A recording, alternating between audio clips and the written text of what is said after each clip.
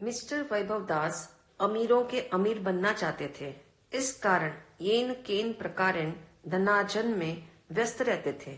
अपनी अमीरी का प्रदर्शन करने हेतु उन्होंने एक अपूर्व भवन बनवाया और गृह प्रवेश के प्रसंग पर बहुत बड़ी पार्टी दी। स्वाभाविक है, सबने भवन की बहुत तारीफें की और वैभव दास की अमीरी को बार बार सराहा। उसी रात वैभव दास के कानों में आवाज आई, मैं तुम्हारी आत्मा हूं और इस शरीर को छोड़कर जा रही हूं। वैभव दास ने घबरा कर कहा, तुम ऐसा नहीं कर सकती, तुम्हारे बिना मैं मर जाऊंगा। देखो तो सही, मैंने तुम्हारे लिए करोड़ों का घर बनवाया, इतनी कामयाबी हासिल की, ये सब वैभव तुम्हारा ही है, इसलिए तुम मत जाओ। आत्मा धीरे से बोली, मेरा घर तुम्हारा स्वस्थ शरीर था, किंतु करोड़ों कमाने के चक्कर में तुमने इस शरीर का नाश कर डाला। तुम्हें बीपी, शुगर, एसिडिटी, मोटापा इन सब ने घेर लिया। अब तुम बताओ, क्या कोई ऐसे घर में रहना पसंद करेगा जहाँ चारों तरफ कमजोर दीवारें हो, गंदगी हो, खिड़की दरवाजे भी टूटे हुए हो? ऐसा कहते हुए वैभव दास की आत्मा शरीर से निकल गई। फैक्ट यही है, सभी अमीरों की यही कहानी है। धन की दौड़ में तन को लगाकर आत्मा को भूल जाना। यदि आत्मघर शरीर का सदुपयोग करते तो आत्मशुद्धि का भी ख्याल जागता। तन, मन, धन, क्षण सब बाहर की दौड़ में लग जाने से आत्मविचार ही नहीं जागा। मैं कौन, मैं कहाँ, मैं कैसा, मेरा स्वरूप क्या है? अपने जीवन दर्पण में एक बार झांको, एक बार अपने बीते बरसों पर नजर करो और सेल्फ से पूछो, इच्छाओं के अभियान के दौरान इच्छा की सफलता ने आपको पापी बनाया अथवा इच्छा की निष्फलता ने आपको पापी बनाया? स्पष्ट ही है, इच्छा की निष्फलता ने दुखी तो किया किंतु पापी नहीं बनने दिया, जबकि इच्छा की सफलता ने सुखी किया या नहीं, ये तो प्रश्न चिन्ह है। तथापि इतना निश्चित है, इच्छा की सफलता ने मनुष्य को पापी अवश्य बनाया। इसलिए ज्ञानी कहते हैं, इच्छा सफलता का अभियान आत्मघात के मार्ग पर ले जाता है और इच्छा निर्मलता का अभियान आत्मघर को पावन बनाता है। तनिक सोचो, संपत्ति के पीछे इस तरह भागने का आशय क्या है? यदि आकांक्षा के अभियान में सफल हो भी गए तो इतनी संपदा का क्या करोगे? न भोग सकोगे, न संभाल सकोगे, न किसी को दे सकोगे। इसलिए आत्मविचार जगाओ। आत्मगुणों की संपदा ही मेरी असली ताकत है, इस बात को समझो। इसकी प्राप्ति के लिए एक चक्रवर्ती सम्राट भी अपने 6 खंड का साम्राज्य त्याग कर, संयमी बनकर, वह आत्मनिष्ठ होकर वह लग जाता है आत्म साधना में। वे अपनी इच्छा से स्वयं से गरीब हो जाते हैं। स्मरण रहे, अपनी इच्छा से गरीब हो जाने का नाम निवृत्ति है, जहाँ सारी इच्छाएं स्वतः अपना दम तोड़ देती है। यह दीनता, लाचारी नहीं बल्कि सच्ची अमीरी है। इसी से आत्मघर का सदुपयोग प्रारंभ होता है, वरना धन की इच्छा एवं धन की स्पर्धा इंसान को तनाव के जंगल में भटका देती है। इतना ही नहीं, कामना की कतरनों में जीवन पाप से भारी हो जाता है।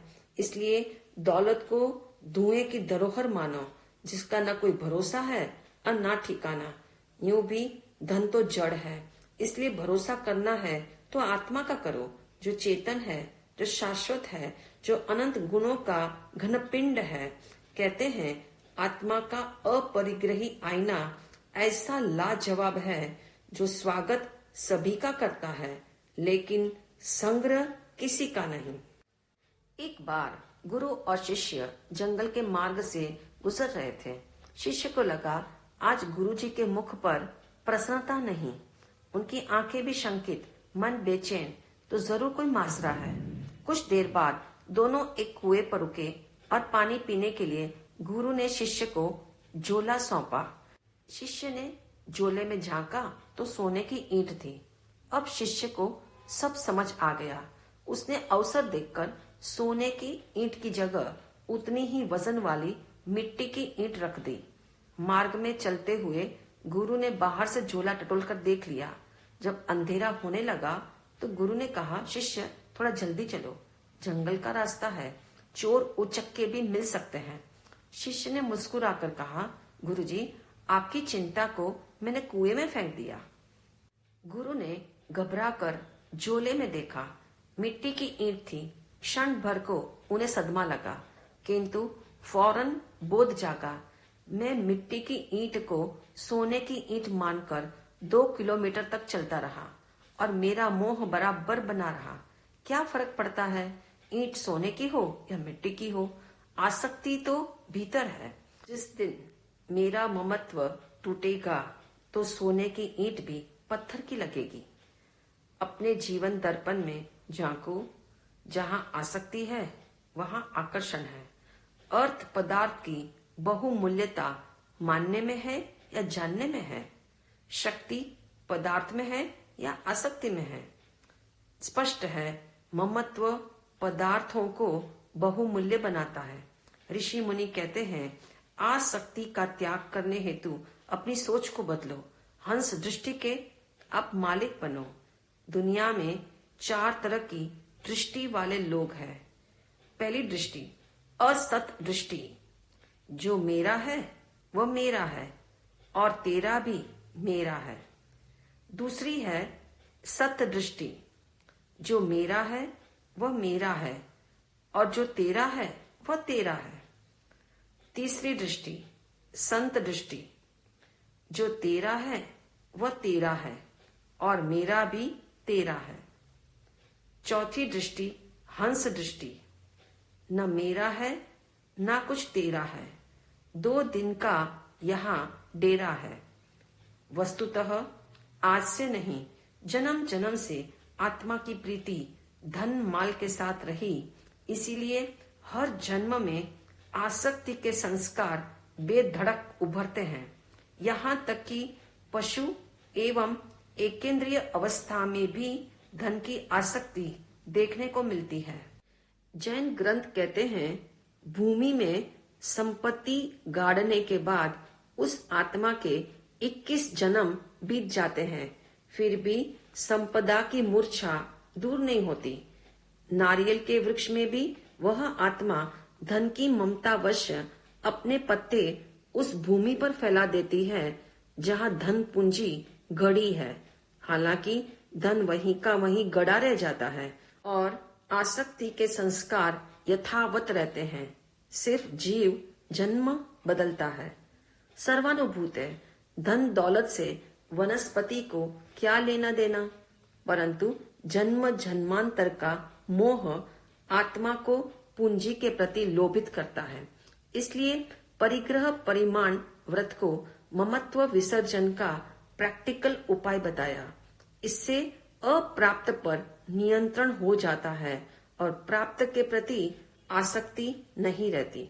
स्मरण रहे, ओनरशिप के टाइटल की रजिस्ट्री इस जन्म तक भी स्थिर नहीं रहती, किंतु त्याग के द्वारा अगले जन्म में ट्रांसफर हो सकती है। इसलिए धन पदार्थों के प्रति रहा मालकियत का भाव छोड़ो, तभी ममत्व का विसर्जन होगा। इसी संदर्भ में भगवत गीता में स्पष्ट लिखा है, आसक्ति के बंधन में बंधा व्यक्ति काम भोग की पूर्ति के लिए अन्याय पूर्वक अर्थ संग्रह करता है, इसीलिए अनासक्त बनो। अनासक्ति का बीज मंत्र है, कुछ भी मेरा नहीं है। यह बीज मंत्र जिसे भगवान महावीर ने बताया, इस भाव से जीवन जियो कि एक आत्मा के अलावा कुछ भी मेरा नहीं है। यह देह भी तुम्हारा नहीं है। तुम इन सबसे न्यारे शुद्ध आत्मा हो तो एक दिन 3 लोक के अधिपति हो जाओगे। इन वचनों में भगवत्ता का रहस्य छिपा है, जिसे एक साधक ही पहचान लेता है। तात्पर्य यह है, जगत के समस्त संबंधों को छोड़कर एवं देह के मोह को तज कर जो अंदर और बाहर के परिग्रह से मुक्त होता है, वह एक दिन परम लक्ष्य को प्राप्त करता है। वस्तुतः हमें अपने असली स्वरूप का पता नहीं, इसीलिए शरीर, वस्तु, व्यक्ति, संबंध को हम अपना मान लेते हैं। यह ममत्व ही आत्मदर्शन में सबसे बड़ी बाधा है। संपत्ति एवं अपनी वस्तुओं का मोह साधना में बाधा डालता है। इस संदर्भ में डॉक्टर DC जैन ने अपना निजी अनुभव व्यक्त किया है। जब मैंने सांसारिक पदार्थ सीमित कर मात्र जीवन निर्वाह जितना अपने पास रखा, तब पाया आत्मा से मेरी निकटता बढ़ गई। जब देह का मोह छूटा, तब मैं आत्म गुणों से भी अधिक परिचित हुआ। अपने परिग्रह की रेंज चेक करो।